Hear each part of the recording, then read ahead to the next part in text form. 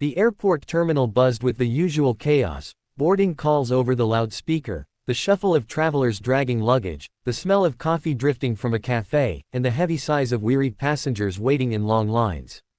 Amid this sea of people, a tall black woman in her mid-40s stood quietly, her poise unmatched by the noise around her.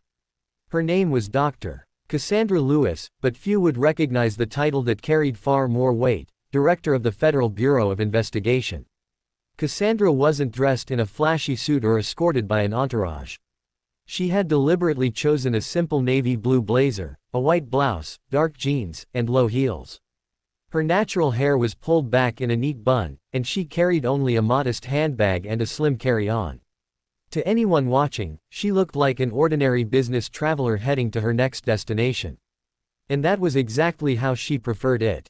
Her flight to Washington, D.C., had been delayed 3 times already, and when the announcement came for boarding, she joined the line like everyone else.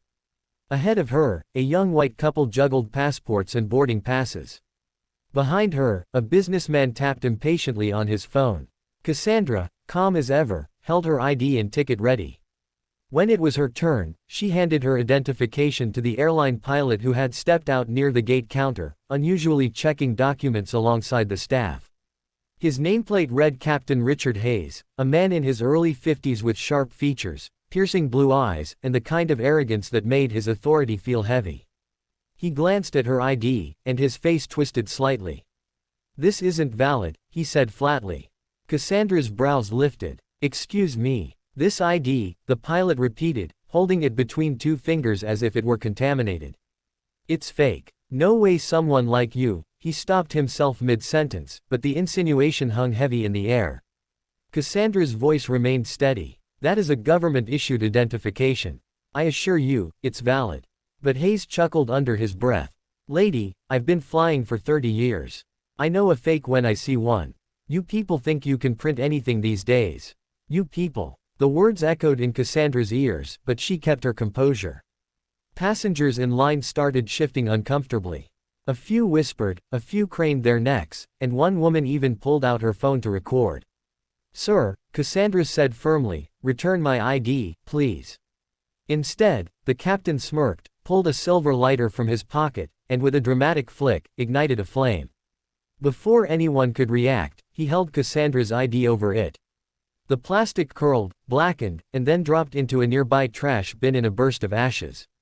Gasps erupted all around. Cassandra's heart pounded, not from fear, but from sheer disbelief at the man's audacity.